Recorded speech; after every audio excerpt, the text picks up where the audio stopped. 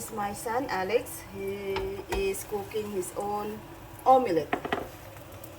What did you put to your omelette, Alex? I didn't put much. You don't put much? Mm. Ah. Are you serious cooking all the time? So, when you gonna flip this one? A couple of minutes. Couple of minutes. Where did you learn this cooking? Who taught you this cooking of omelette? I don't know. You don't know? You just want to cook? Yeah. Alright. Oh, don't keep flapping. Okay, are you ready to flip that one? Yeah. Okay. Careful.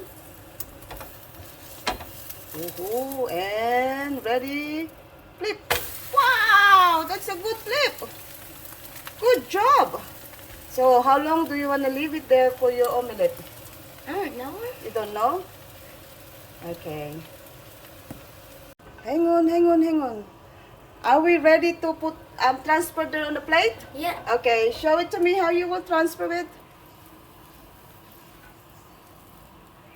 Uh-oh. Up. Good job. Is the omelette ready to serve? Up, Yeah. up. You wanna make it nicer? Ow. It's hot.